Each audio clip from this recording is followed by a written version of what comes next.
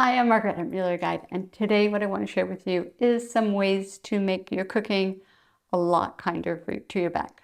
So many women ask me, Margaret, my back is killing me by the middle of the afternoon, or while I'm, making a large meal or doing more prep, especially around the holidays, it becomes a real challenge. And so today, some key things to consider is, first of all, your height.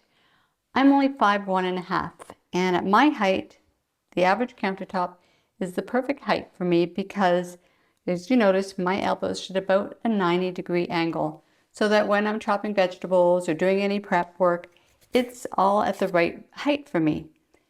If you're taller than 5'1", then you're going to end up working downward, and that's going to be really hard on your back.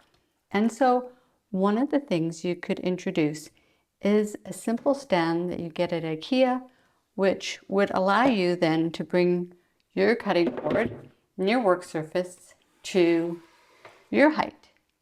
And sometimes if I've had a long day, I'll actually just use it as well, just to really keep me upright.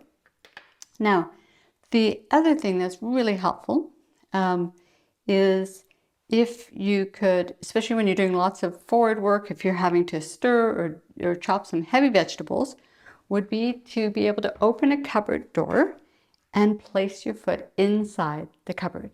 That allows you to, and I'm going to bring this back down for my height, but it's going to allow you to take the knife and then be able to transfer weight and not just do it from your back and your arm, but rather transfer the weight onto the forward leg that's under the cupboard. And so that weight transfer allows you to have just so much more force behind the knife. Speaking of which, tip number 3 is to make sure that your knives are sharp, because a sharp knife is going to reduce the effort of cutting substantially. The fourth tip.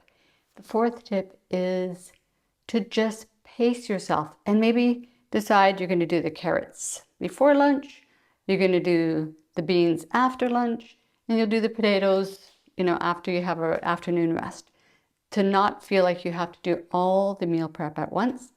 And also, if you have a mate, a friend that you can share the load with, that you don't feel that you have to do all the prep or the cooking yourself.